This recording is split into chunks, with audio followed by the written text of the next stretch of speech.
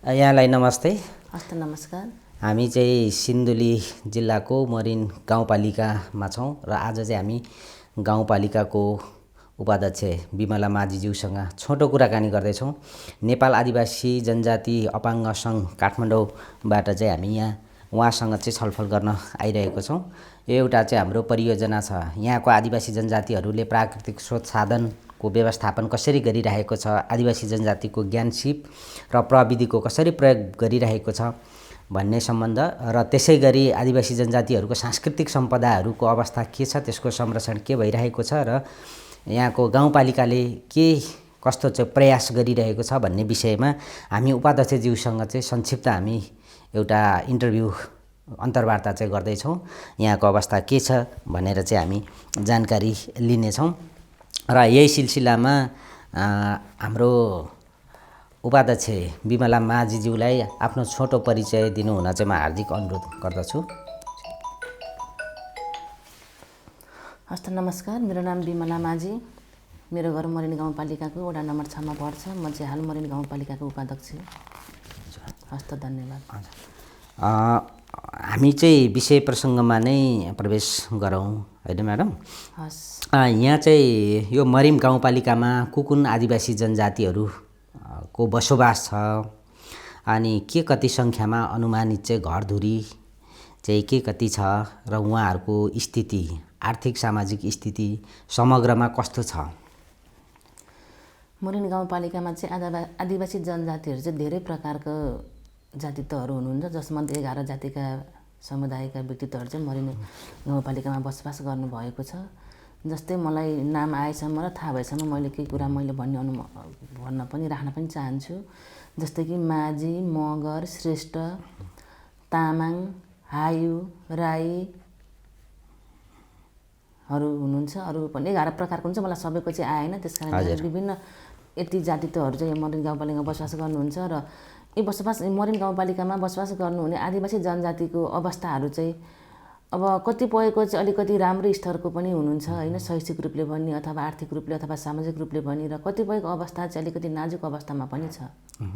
ठुलो जनसङ्ख्यामा भएको चाहिँ कुन जनजातिहरू हुनुहुन्छ मरिन गाउँपालिकामा हुन चाहिँ भन्न चाहिँ अब हाम्रो पालिकाको पहिलाको प्रोफाइलमा चाहिँ अब सबैभन्दा धेरै चाहिँ जनसङ्ख्या भनेको तामाङको, त्यस पछाडि मगरको भन्ने कुरा चाहिँ उल्लेख भएको छ। फेरि कता कता चाहिँ माझीहरूले पनि दोस्रो जनसङ्ख्या चाहिँ मगरभन्दा पनि माझी हो भन्ने खालको पनि दावा गरिरहेको अवस्था छ। उहाँहरूले पनि अलिकति हामी है दोस्रोमा चाहिँ हामी मरिन गाउँपालिकामा चाहिँ दोस्रोमा चाहिँ हामी पर्छ भन्ने खालको उहाँहरूको पनि उ छ। त्यस कारणले गर्दाखेरि मरिन गाउँपालिकाले फेरि तत्कालै नै फेरि पहिलाको अब प्रोफाइललाई फेरि अपडेट गरेर नयाँ अपडेट पनि राख्ने कोसिसमा छ, काम अगाडि पनि बढाइसकेको छ भन्न चाहन्छु। हजुर ल, अब ठुलै जनसङ्ख्या भएको तामाङ अहिलेलाई मानौँ, तामाङको सामाजिक आर्थिक स्थिति के छ? आर्थिक स्थिति कमजोर छ अथवा राम्रै किसिमको छ? उहाँहरूको चाहिँ जनजीविका के कस्तो व्यवसायहरू सञ्चालन गर्नुहुन्छ, के छ अवस्था?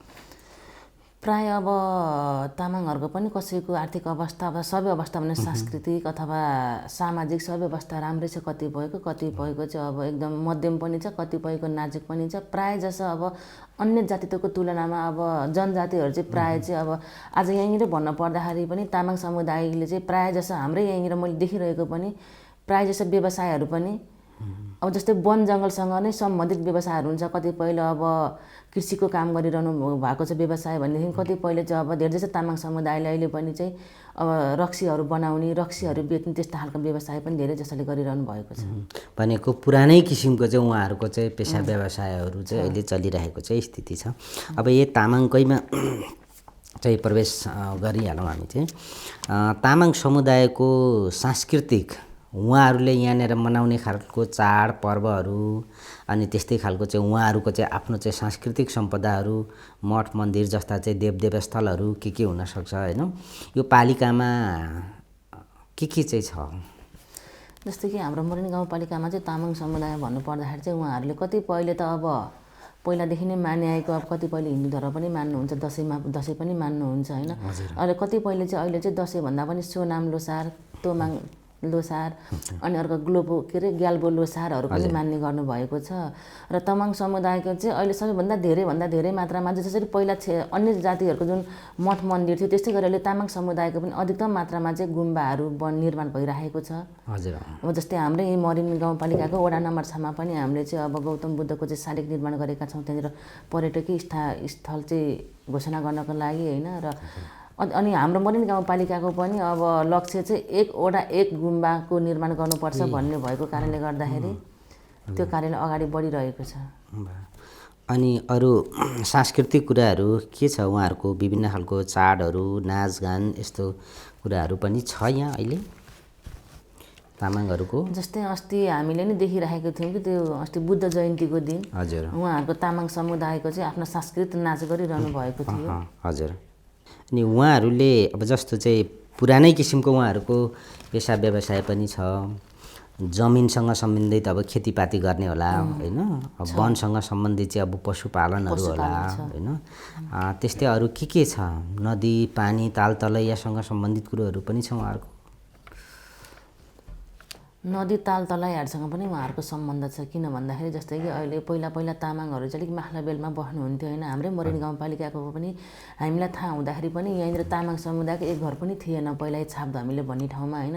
एका दुई घर मात्रै हुनुहुन्थ्यो। जस्तै अहिले चाहिँ अब तामाङ समुदाय चाहिँ अरू जाति र तामाङहरू खासै बराबर उही लेभलमा चाहिँ हामी सबैजना बराबरै छौँ कि होइन, तामाङ र अरू जातिहरू। त्यस कारणले गर्दाखेरि अहिले उहाँहरू जस्तै कि पहिला माझीले चाहिँ खोलामा अब माछा मार्ने भन्थे र अथवा खोलाको किनारामा बसोबास गर्ने चाहिँ प्रायः माझी समुदायको मान्छेहरू हुनुहुन्छ भन्नुहुन्थ्यो भने अहिले चाहिँ तामाङ समुदायको व्यक्तित्वहरूले चाहिँ अब बढीभन्दा बढी मात्रामा चाहिँ मैले माछा मारेर पनि हिँडेको देखेको छु। जस्तै अब पहिला अब माझी समुदायका मान्छेले मात्र मर्चाहरू बनाउँथ्यो। जस्तो हाम्रो जाँड बनाउनको लागि चाहिँ मर्चा चाहिन्छ होइन। त्यसको लागि चाहिँ पहिला जति पनि माख्लाबेलमा तामाङ समुदायमा चाहिँ सबै माझी परिवारले बनाएको मर्चाहरू लगेर चाहिँ उहाँहरूले आफ्ना घरमा चाहिँ जाँडहरू उत्पादन होइन बनाउनको लागि प्रयोग गर्नुहुन्थ्यो। भन्दाखेरि अहिले चाहिँ तामाङ समुदायले पनि सबैजनालाई चाहिँ मर्चाहरू बनाएर पनि त्यही व्यवसाय पनि गरेर बसिरहनु भएको छ। र त्यसबाहेक अरू अन्य व्यापार व्यवसायहरू पनि गर्नुभएको छ। हुन त त्यही व्यवसायहरू चाहिँ अब आफ्नो क्षमता अनुसारको होइन र पहिलाकै पुरानो पनि छ र कतिपयले नयाँ कुराहरू पनि खोज गरेर अथवा नयाँ कुराको पनि बिजनेस व्यवसाय चाहिँ गरिरहनु भएको छ।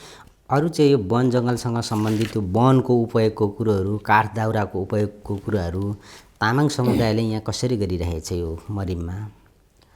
अब वनको चाहिँ यस्तो छ हाम्रो यहाँनिर अहिले समग्रमा भन्नुपर्दाखेरि चाहिँ हाम्रो पालिकामा चाहिँ सबै ठाउँमा चाहिँ हाम्रो सामुदायिक वनहरू स्थापना छ। सबै ठाउँमा सामुदायिक वन चाहिँ वैधानिक रूपमा भइसकेको छ। त्यस कारणले गर्दाखेरि अब सामुदायिक वनमा चाहिँ अहिले चाहिँ पहिला जस्तो गरेर जतिखेर मन लाग्यो त्यतिखेर गएर चाहिँ हामीले काठ दाउरा ल्याउन पाउँदैनौँ। सीमित मात्रामा वन समितिले बैठक बसेर निर्णय गरिसके पछाडि कति दिन चाहिँ दाउरा खुलाउने भन्ने खालको निर्णय हुन्छ, कुन समयमा चाहिँ काठको पुर्जी खुलाउने भन्ने कुरा हुन्छ। त्यही अनुसारले चाहिँ निर्णय अनुसार मात्र चाहिँ प्रयोग गरिरहनु भएको छ। अब यो मगर समुदायको बारेमा जाउँ। मगर समुदाय यो मरिमको कुन ओडामा कतातिर चाहिँ बस्ती अलिकति बाक्लो धेरै छ? अब मरिन गाउँपालिकामा भन्नुपर्दाखेरि चाहिँ सबैभन्दा धेरै चाहिँ मगर समुदाय 1 र 2 र 1 मा हुनुहुन्छ मगर समुदाय। त्यस पछाडि 3 मा पनि हुनुहुन्छ अलिअलि, त्यस पछाडि 5 मा हुनुहुन्छ। अरू ओडामा चाहिँ अलिक थोरै मात्रामा हुनुहुन्छ। उहाँहरूको आर्थिक स्थिति के छ? उहाँहरूको चाहिँ पुरानो परम्परागत पेसा व्यवसायहरू के कस्तो चलेको छ? अब पेसा व्यवसाय त समग्रमा भन्नुपर्दा त्यो कृषि र पशुपालन हो यहाँको होइन। हजुर। अब आर्थिक अवस्था भन्नुपर्दाखेरि पनि सामान्य छ, सबैजनाको सामान्य छ। उहाँहरूले त्यो प्राकृतिक स्रोत साधनको अब खेतीपाती गर्ने त छँदैछ होइन, त्यो जङ्गलसँग के अरे वन जमिनसँग जोडिएको वन जङ्गलको उपयोग चाहिँ जस्तो तामाङहरूले जस्तै तरिकाले गरेको छ अथवा भिन्न तरिकाले नै उहाँहरूले गर्नुभएको छ। जस्तै चाहिँ यो खोरिया सोरियाको कुरोहरू होइन, आदिवासी जनजातिहरूको पुरानो चलन चाहिँ त्यस्तो पनि थियो। त्यस्तो केही छ त्यहाँ? यस्तो प्रायः जस्तो अब माख्लाबेलमा बसोबास गर्नुभएको कारणले अथवा भित्रभित्र अलिकति सडक अथवा अलिकति सहर बजार भन्दा अलिक भित्र बस्ती भएको कारणले गर्दाखेरि अब तामाङ समुदायले पनि मगर समुदायले पनि अब सुरुमा त त्यो खोरिया वन जङ्गलले फडारी गरेर बसेको हुनुपर्छ जस्तो लाग्छ मलाई। सबैको उस्तै हो प्रयोग गर्ने तरिका त। अनि माझी समुदायको कस्तो छ? अब माझी समुदाय चाहिँ अब सबैभन्दा पहिला त अब वास्तविक भन्नुपर्दाखेरि त मरिन गाउँपालिकामा पनि भूमि राजा भनेर चाहिँ माझीहरूलाई नै चिनिन्थ्यो भन्ने कुरा छ। जति पनि आज मरिन गाउँपालिकामा खोला किनारा छेउछाउमा चाहिँ सबैभन्दा पहिला बसोबास गरेको पनि माझीहरू नै हुनुहुन्छ हो भन्ने कुरा पनि हामीले सुनेका छौँ होइन। र आज जति पनि माझीहरू चाहिँ अब भूमि राजा भनेर पहिला चिनिए, अब कति सालको चाहिँ अब रुढीबारी अथवा बाढी पहिरोले गर्दाखेरि चाहिँ सबै माझीहरूको चाहिँ जग्गाहरू कतिपयको बगाएर लग्यो, कतिपयको छ पनि होइन। ती जति पनि बगाएको जग्गाहरू चाहिँ अहिले सबै उहाँहरूले चाहिँ अब राजस्व तिर्नको गाह्रोको कारणले गर्दाखेरि चाहिँ प्रायः सबैले नदी कट्टा गरेर गर्नुभयो। र जति पनि आज जहाँसम्म लाग्छ कि मरिनको किनारा छेउछाउमा भएको अधिकतम मात्रामा चाहिँ हुन त अरू जातित्वको पनि छ, तैपनि अधिकतम मात्रामा जति पनि अहिले जुन ऐलानी जग्गा भनेर हामीले मरिन गाउँपालिकामा छ नि नदीको किनारा छेउमा, मरिनको किनारा छेउमा, त्यो चाहिँ अधिकांश मात्रामा चाहिँ माझीहरूले नै नदी कट्टा गरेको जग्गाहरू हो। ए अहिले उहाँहरूले उपयोग गर्नुभएको छ कि छैन? अहिले उहाँहरूले जति आफ्नोमा भएको उपयोग गर्नुभएको छ, तर त्यस्तो ऐलानी जग्गाहरू चाहिँ अब मरिन छेउकै चाहिँ उहाँहरू उपयोग गर्नुभएको छैन। ए त्यस्तो छोडेको अवस्था चाहिँ छ। अनि माझी समुदायले अरू यो उहाँहरू त एकदम खोलासँग धेरै जोडिनुहुन्छ होइन, जङ्गलसँग धेरै जोडिनुहुन्छ। यो खोलासँग सम्बन्धित उहाँहरूको आफ्नो पेसा व्यवसाय के छ कि छैन यहाँनिर? अब हाम्रो यहाँ त्यस्तो पेसा व्यवसाय भनेर अब सामान्य उहाँले प्रयोग पनि गरिरहनु भएको छ, तर व्यवसाय भनेर त्यही व्यवसायमा पनि लागिरहेको अवस्था चाहिँ छैन। किनभने अब हाम्रो मरिन खोलामै भन्नुपर्दाखेरि त अब मरिन बर्खामा अलिक ठुलो हुन्छ, हिउँदो भएपछि अलिक सानो हुन्छ। किनभने त्यहाँनिर माझीले भन्यो भने त अब डुङ्गा खेलाउने, अब माछा मार्ने त्यही पेसामा कतिपय ठाउँको माझीहरूले चाहिँ अब जाल बुन्ने, दिनभरि जाने खोलामा माछा मार्ने त्यो बेच्ने काम पनि गरिरहनु भएको छ होइन।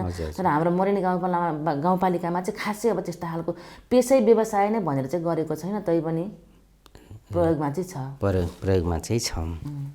अनि अब माझी समुदायको सांस्कृतिक सम्पदा, उहाँहरूको चाडबाडहरू चाहिँ यो मरिनमा कुन चाहिँ मनाउने गर्नुभएको छ? उहाँहरूको सांस्कृतिक सम्पदाहरू के छन् यहाँनिर मुख्य? अब माझी समुदायको सांस्कृतिक सम्पदा भन्दाखेरि चाहिँ अब भनौँ न, अब पहिलादेखि नै अब एक त अलिकति फेरि मैले जतिको कुरा त गरेको होइन, तैपनि अब अलिकति अरू जनजाति मध्ये पनि माझीहरू चाहिँ अझै पछाडि छ जस्तो मलाई अनुभूति हुन्छ। किन भन्दाखेरि अब पहिलादेखि चाहिँ गरेको संस्कार संस्कृतिहरूको पनि कतिपय लोप पनि भइसकेको छ माझीको होइन। अब त्यस कारणले गर्दाखेरि अहिले भन्नुपर्दाखेरि चाहिँ माझीहरूले मान्ने भनेको चाहिँ पहिला अहिले पनि कतिपयले के मान्नुहुन्छ भन्दाखेरि हिन्दू धर्म नै मान्नुहुन्छ। हुन चाहिँ माझीको धर्म तान्त्रिक भन्ने कुरा पनि छ होइन। र अब हाम्रो संस्कार संस्कृति भन्दाखेरि चाहिँ अब संस्कार चाहिँ हाम्रो जन्म संस्कारदेखि मृत्यु संस्कारसम्म चाहिँ अरू जातित्वको भन्दा हाम्रो फरक छ होइन। फरक छ, त्यो जन्म संस्कारदेखि मृत्यु संस्कारसम्म फरक छ। र त्यसको साथसाथै हाम्रो माझीले अहिले मनाउने भनेको चाहिँ अब हाम्रो लदी पूजा कोशी हो। र हाम्रो संस्कारको कुरा गर्नु पर्दाखेरि चाहिँ हाम्रो माझी समुदायमा चाहिँ अब त्यो अब बच्चा जन्म संस्कारको कुरा गर्नु पर्दाखेरि चाहिँ बच्चा जन्मिन्छ, न्वारान गर्ने कुराहरू भइहाल्यो होइन। र हाम्रो अब पितृकुलको पूजा पनि हाम्रो गर्छौँ, जस्तै कि अब 16 श्राद्धको बेलामा पनि हामीले पितृकुलको पूजा गर्छौँ। त्यस पछाडि अनि हाम्रो जस्तै हाम्रो जुनसुकै बाली लगाउँदाखेरि पनि नयाँ धान अथवा नयाँ मकै जुनसुकै बाली लगाउँदा पनि हाम्रो न्वागी खाने भन्ने संस्कार छ, चलन छ होइन। त्यहाँनिर चाहिँ आफ्नो पितृलाई सबैभन्दा पहिला हामीले खानुभन्दा पनि आफ्नो पितृकुललाई चाहिँ पहिला चढाएर त्यस पछाडि मात्रमा हामीले खाने चलन छ। र आज माझीहरूले जुन मनाउँदै गरेको लदी पूजा पनि जस्तै कि अरू समुदायको चाहिँ धेरै किसिमको मठ मन्दिर गुम्बाहरू निर्माण भइसकेको छ होइन। हुन त मैले जातित्वको कुरा गरेको होइन, तैपनि आज माझी समुदायको अहिलेसम्म पनि मरिन गाउँपालिकामा पनि जुन संस्कार संस्कृतिको लागि भने चाहिँ कुनै खालको पनि संरचना बनिसकेको पनि छैन। र अब आगामी दिनहरूमा अथवा आगामी वर्षमा र यसपालिको बजेटदेखि नै कम्तीमा पनि माझीहरू पनि यहाँको के अरे आदिवासी जनजातिमा भित्र पर्छ र त्यसमध्ये पनि सीमान्तकृत भित्र पर्छ। र अरू जनजातिको तुलनामा पनि माझीहरू अझै पछाडि भएको कारणले गर्दाखेरि चाहिँ अब हामीले चाहिँ सम्पूर्ण ओडामा चाहिँ कम्तीमा पनि एक दिन लदी पूजा गर्दाखेरि पनि माझीहरूले एउटा तिर्पल टाँगेर एउटा प्लास्टिक टाँगेर गर्नु भन्दाखेरि पनि एउटा जस्ताको ट्रस्ट भए पनि भवन बनाउनु पर्छ भनेर लक्ष्य पनि राखेका छौँ। र सिन्धुली जिल्लाकै सबैभन्दा धेरै चाहिँ बसोबास गर्ने माझी समुदायको बसोबास गर्ने गाउँपालिका चाहिँ मरिन गाउँपालिका पर्ने भएको कारणले गर्दाखेरि कम्तीमा पनि 5 वर्ष कार्यकालभित्र चाहिँ हामीले माझीहरूलाई एउटा के अरे गर्न पनि हामीले सोचिराखेका छौँ, के अरे सङ्ग्रहालय निर्माण गर्ने र माझीहरूको विभिन्न संस्कार संस्कृतिदेखि र माझीहरूले प्रयोग गर्दै गरेका पहिलाका पुराना सबै चिजहरूलाई चाहिँ त्यहाँनिर राखेर एउटा सङ्ग्रहालय स्थापना गर्नुपर्छ भन्ने पनि सोच राखेका छौँ। अनि हजुरहरूको त्यो माझीमा पनि लदी पूजाको गर्ने चाहिँ विशेष कुनै ठाउँ त्यस्तो छुट्याइएको हुन्छ हुँदैन, अथवा खोला किनारमा कहीँ गएर चाहिँ त्यो सामूहिक रूपमा मनाइन्छ? यस्तो पहिला सुरुमा चाहिँ हामीले सबै पालिका स्तरीयलाई सामूहिक रूपमा मनायौँ। त्यस पछाडि धेरै भेग भयो, धेरै ठुलो पनि भयो। त्यस कारणले गर्दाखेरि चाहिँ अहिले हामीले चाहिँ प्रत्येकले वडामा मनाएका छौँ। हजुरले राम्रो प्रश्न गर्नुभयो। मैले अहिले पनि भनेको छु, पहिलाको भूमि राजा भनेर चाहिँ माझीहरूलाई चिनिन्थ्यो।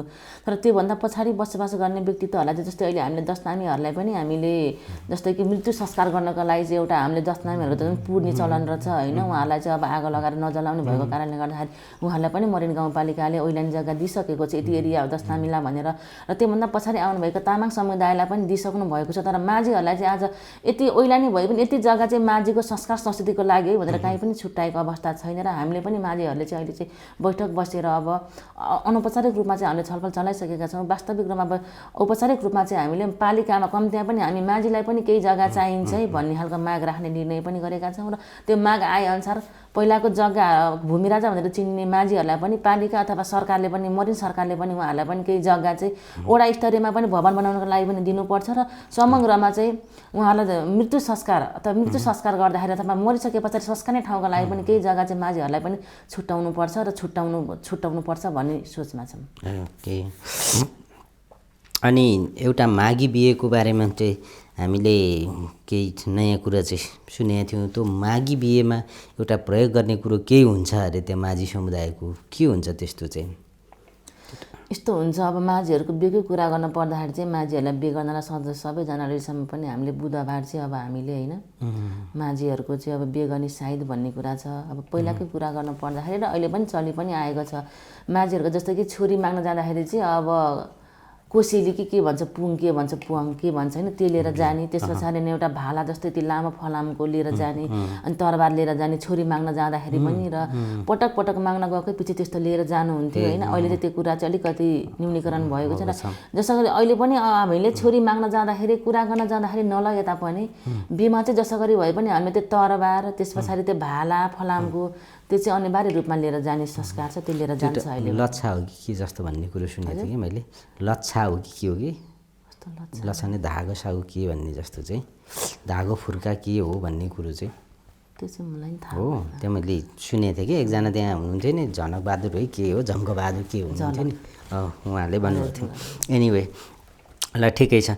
अनि माझीहरूसँग सम्बन्धित चाहिँ त्यस्तो सम्पदाहरू उहाँहरूको विशेष थलोहरू यहाँ के छ?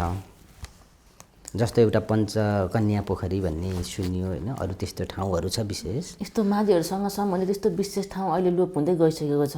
पहिला चाहिँ जस्तै कि बराजु थान भन्ने कुराहरू, जस्तै हाम्रो मरिन गाउँपालिकाको एउटा नम्बर 6मा पनि थान थियो। र किनभने माझीहरूको चाहिँ बिहे गरिसके पछाडि चाहिँ पहिला अब घरमा कुल पूजा गरिसके पछाडि बिहेबारीमा अगाडि बढ्छ होइन। त्यस पछाडि पनि अब त्यो जुन बराजु थानमा चाहिँ अब बेहुला अन्माउने बेलामा पनि घरबाट अन्माइसके पछाडि त्यहाँनिर गएर ढोक्ने होइन, अनि बेहुलीको घर जाने। र अर्को कुरा फेरि बेहुली ल्याइसके पछाडि पनि त्यो बराजु थानमा अथवा त्यो थानमा चाहिँ ढोकेर त्यहाँनिर केही चढाएर मात्र चाहिँ बेहुली भित्राउने चलन थियो। अहिले थानको चाहिँ लोप भइसकेको छ। ए अनि त्यो पञ्चकन्या पोखरी भन्ने पञ्चकन्या चाहिँ लगभग भन्नु पर्दाखेरि चाहिँ आज पञ्चकन्यामा चाहिँ अहिलेको पुजारी पनि माझी नै हुनुहुन्छ होइन। त्यो वडामा चाहिँ अब त्यो पञ्चकन्या आसपास चाहिँ माझी समुदाय मात्रै नै हुनुहुन्छ। अब घाटामा पनि बेतिनीमा पनि एकाधिक अरू घर हुनुहुन्छ होइन। त्यो चाहिँ वास्तविक चाहिँ माझीसँगै सम्बन्धित जस्तो भनौँ न, पौराणिक कुरा सुन्दाखेरि पनि त्यस्तै खालको कुरा सुनिन्छ। किनभने अब सुनेको कुरा अब त्यहाँनिर पहिला चाहिँ त्यहाँनिर खेतालामा मेलापातमा अब काम गर्ने बेलामा चाहिँ माझीहरूको काम गर्दाखेरि चाहिँ पञ्चकन्या पोखरीबाट 5वटा कन्या आउने। अब माझीहरूले चाहिँ त्यहाँनिर अब खाजाहरू खुवाउनको लागि चाहिँ कुनै भाँडाकुँडाहरू चाहिँ अब आवश्यक पर्दाखेरि चाहिँ त्यहाँनिर हामीलाई त्यो एउटा भाँडा चाहियो, यति सामान चाहियो भन्दाखेरि चाहिँ मान्छे नदेखिन् तर त्यहाँ सामान चाहिँ उपलब्ध गराइदिने। अब मान्छे नदेखिन् त्यहाँ धान रोपिसक्ने होइन। फेरि मान्छे नदेख्ने, फेरि अब त्यहाँनिर सफा के अरे भाँडाहरू लगेर राखिसके पछाडि फेरि उहाँहरूले लाने भन्ने खालको कुरा चाहिँ सुनेका हो। त्यस्तो चाहिँ किंवदन्ती छ। किंवदन्ती पञ्चकन्याको लागि संरक्षणको लागि त्यसको सम्वर्धनको लागि यो मरिन गाउँपालिकाले केही गर्दैछ, केही प्रयास गरेको छ अहिले? सबैभन्दा महत्त्वपूर्ण नै हाम्रो मरिन गाउँपालिकाको पर्यटकीय स्थलको लागि चाहिँ स्थापना गरेकै हाम्रो पञ्चकन्या पोखरी हो होइन। मरिन गाउँपालिकाले पञ्चकन्या पोखरीमा आजभन्दा अगाडि पनि धेरै करोडौँ लगानी गरिसकेको छ, धेरै संरचनाहरू बनिसकेको छ। अझै अहिले पनि मरिन गाउँपालिकाको लगानीमा त्यहाँनिर काम भइरहेको छ। सबभन्दा पहिलो पर्यटकीय स्थल अथवा धार्मिक अथवा पौराणिक रूपमा स्थापना भएको अब कृत्रिम उत्पादन भएको त्यो पञ्चकन्या पोखरी कतिपय ठाउँमा मानव निर्मित बनाएको छ भने त्यो त हाम्रो कृत्रिम पहिलाकै उत्पन्न भएको त्यो पञ्चकन्या पोखरीलाई चाहिँ एकदम पर्यटकीयको रूपमा स्थापित गर्नको लागि मोरेनी गाउँपालिकाले धेरै कोसिस गरेको छ, धेरै बजेटहरू छुट्याएको छ। त्यसलाई डिपिआर गरेर पनि सङ्घबाट पनि त्यहाँनिर धेरै पैसा परिरहेको छ।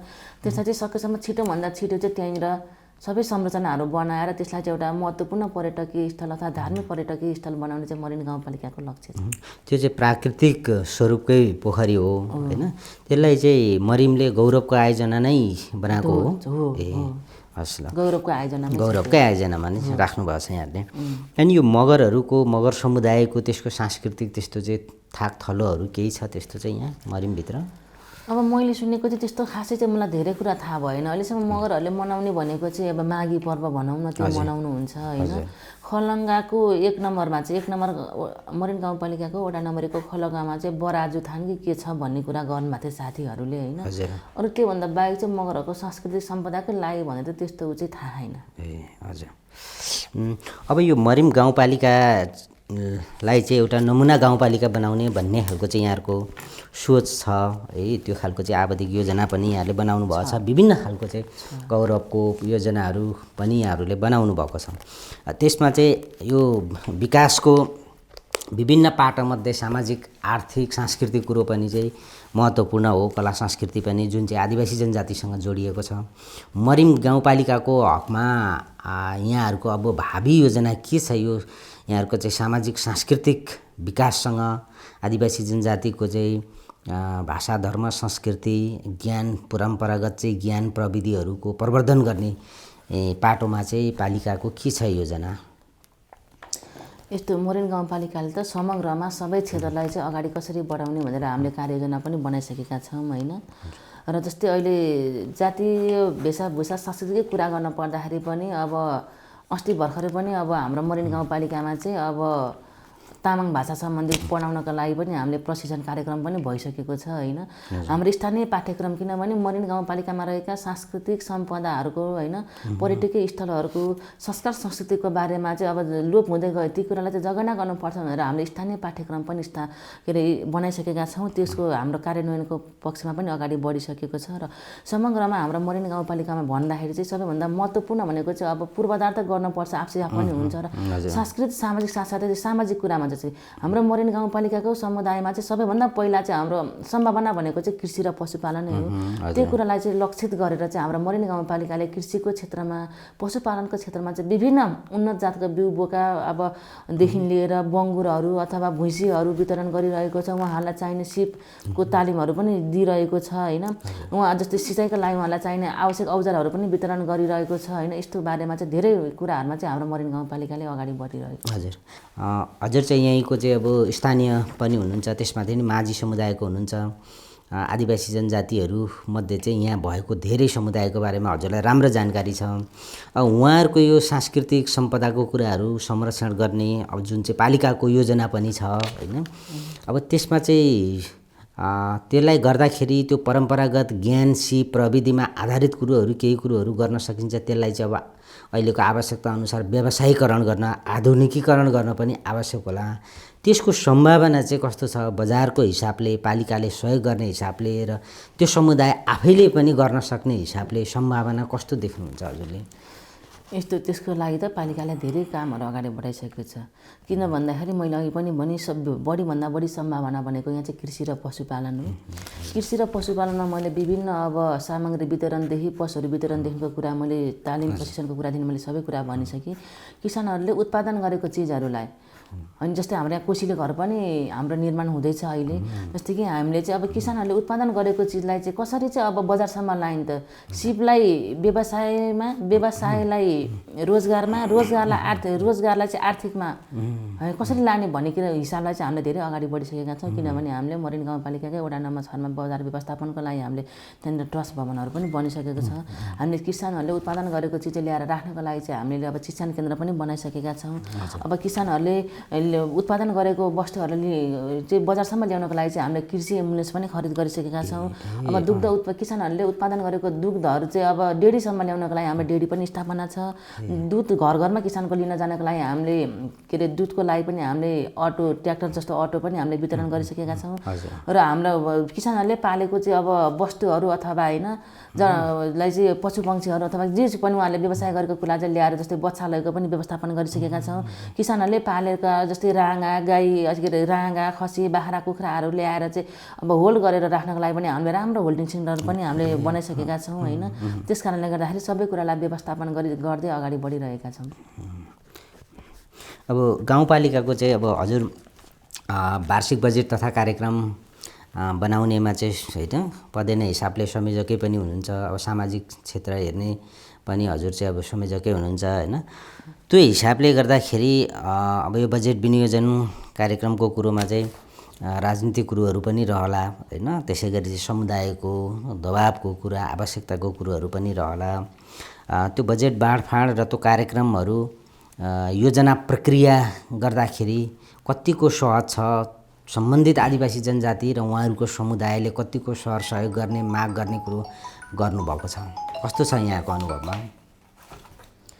जस्तै अब हाम्रो अब सङ्घीयता आइसके पछाडि दोस्रो तहको स्थानीय तहको चुनावमा हामी निर्वाचित भएर आयौँ।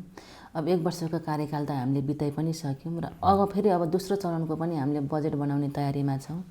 होला म एउटा राजनीतिक पार्टीबाट होइन मलाई टिकट दिनुभयो, तर म अब राजनीतिक कुरा भन्दा पनि म जनताको प्रतिनिधि हुँ। मैले सामूहिक भावना राखेर सबैलाई समान रूपले काम गर्नुपर्छ भन्ने मेरो लक्ष्य पनि छ र मैले त्यही अनुसारै अगाडि बढिरहेको छु। अब आगामी बनाउने बजेटमा चाहिँ हामीले समग्रमा सबै पक्षलाई समेटेर नै बजेट बनाउनुपर्छ। सामाजिक आर्थिक होइन पूर्वाधार सबैलाई चाहिँ समेटेर राम्रोसँगले सबैलाई सर्वपक्षीय रूपमा सहभागितामूलक बनाएर बजेट बनाउनुपर्छ र कुनै पनि जातिको के अरे कुनै पनि पार्टीको अथवा कुनै पनि नेतृत्वको अथवा कुनै पनि जातिको दबावमा अथवा उहाँहरूको उसमा भन्दाखेरि पनि सबैभन्दा समग्रमा सबै समस्याहरू के अरे वस्तुस्थितिको योजना सबै समस्याहरूलाई चाहिँ होइन समेटेर ती समस्याहरू मध्येमा पनि कुन चाहिँ महत्त्वपूर्ण हो त भन्ने कुराले प्राथमिकताको आधारमा हामीले बजेट बनाउनु छ। एउटा पार्टीगतको दबावमा अथवा पार्टीगतको कुरा सुनेर त्यस्तो तरिकाले चाहिँ हामी बजेट बनाउँदैनौँ भनेर पनि मैले प्रतिबद्धता गर्न चाहन्छु। अनि यहाँको चाहिँ कार्यक्रमहरू कार्यान्वयन गर्ने बेलामा सुरुमा चाहिँ बस्ती स्तरको चाहिँ योजना छनौट गर्ने बेलामा सम्बन्धित आदिवासी जनजातिहरू कतिको सहभागिता उहाँहरूको कस्तो छ?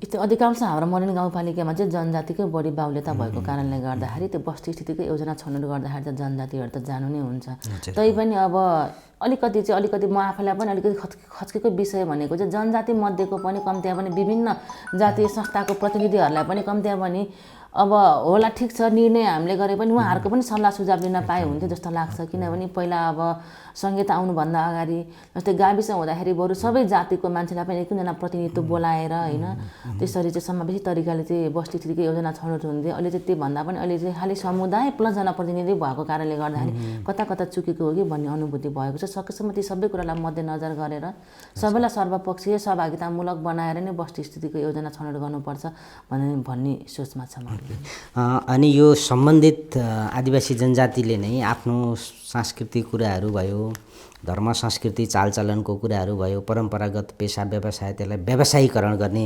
पालिकाले चाहिँ यति धेरै चाहिँ कामहरू चाहिँ गरिसक्नु भएको रहेछ। अझै चाहिँ थप गर्ने चाहिँ यहाँहरूको चाहिँ योजना पनि रहेछ, यस्तो राम्रो योजनाहरू।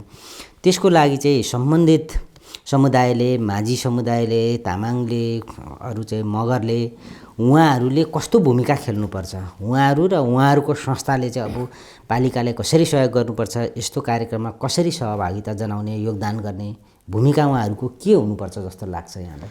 यस्तो मलाई चाहिँ के लाग्छ भन्दाखेरि नि अब पालिकाले कुन जातिलाई के कार्यक्रम दिने भन्नु भन्दाखेरि पनि उहाँहरूले पनि आफूले आफ्नो समस्या पहिचान गरेर होइन मलाई जस्तै कि हाम्रो जाति तलाई यही खालको कार्यक्रम भइदियो हुन्थ्यो होइन, यही खालको योजना भइदियो हुन्थ्यो, यही खालको बजेट भइदियो हुन्थ्यो, हाम्रो संस्कार संस्कृतिको लागि यो कार्यक्रम भइदियो हुन्थ्यो। उहाँहरूको माग आयो भनेदेखि र उहाँहरूको माग र हाम्रो विचारलाई अथवा हाम्रो सोचलाई चाहिँ एक ठाउँमा मिसाएर चाहिँ होइन त्यसरी गर्न पायो भने चाहिँ किनभने दिनुको नाममा दिनु भन्दा जसको समस्या जसलाई जे चाहिएको छ त्यो दिँदाखेरि चाहिँ अलिक प्रभावकारी हुन्थ्यो जस्तो लाग्छ। र उहाँहरूलाई आवश्यक परेको कुरा उहाँहरूलाई बजेटको कुराहरू जे जे आवश्यक पर्छ नि त्यो कुराहरू चाहिँ कम्ती पनि उहाँहरूले पनि आफ्नो समुदायमा छलफल गरेर चाहिँ यो कार्यक्रम चाहियो, हामीलाई यो बजेट चाहियो है, हामी खालको कार्यक्रम गर्ने लक्ष्यमा छौँ भनेर उहाँहरूको माग आइदियो भने झन् सजिलो हुन्छ होला जस्तो लाग्छ।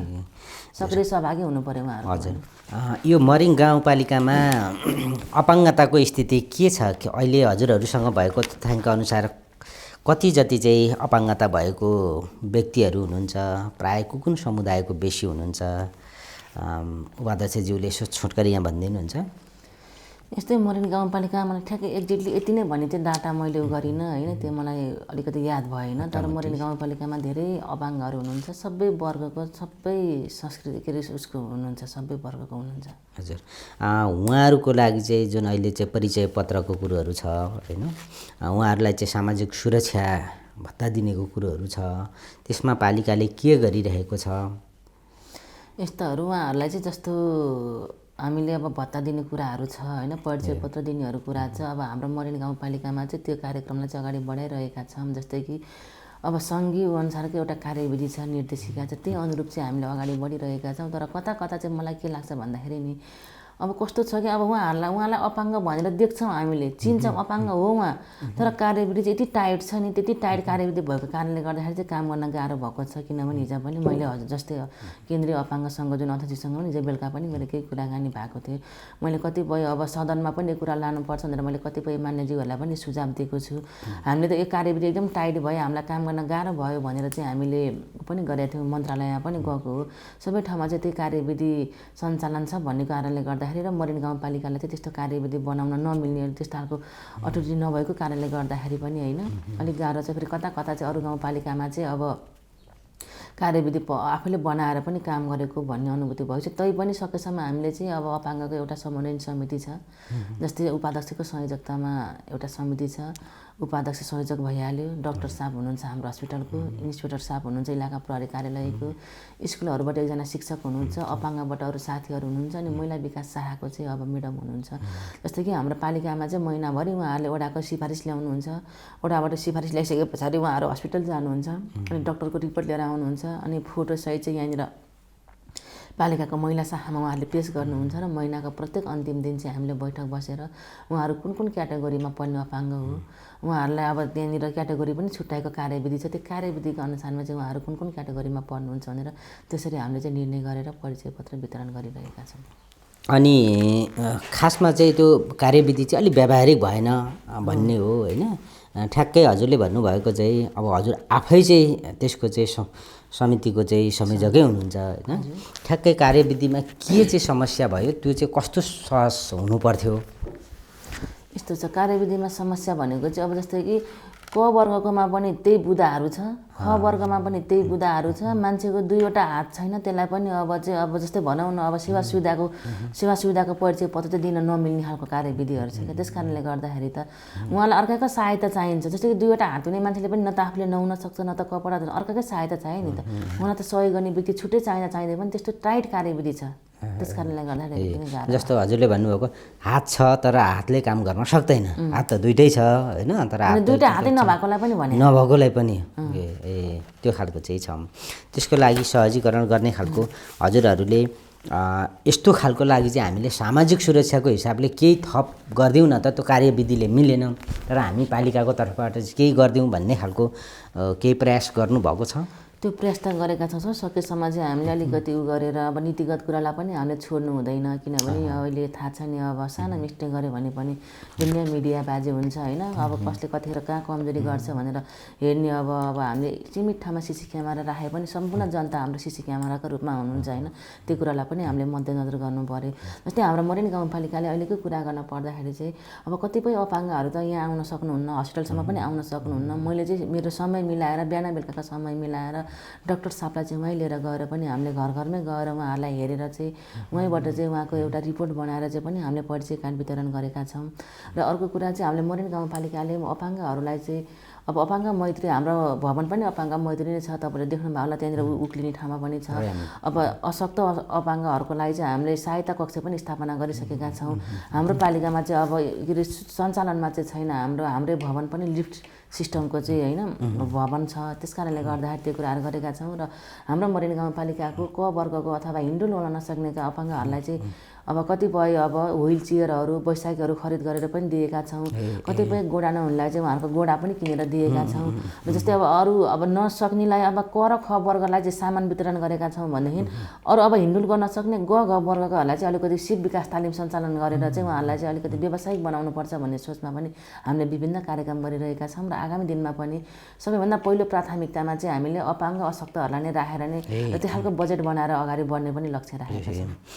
लक्षित वर्गमा चाहिँ पहिलो प्राथमिकतामा चाहिँ अपाङ्गता भएका व्यक्तिहरू र उहाँको परिवारलाई नै फोकस गर्नुभएको छ। ओके,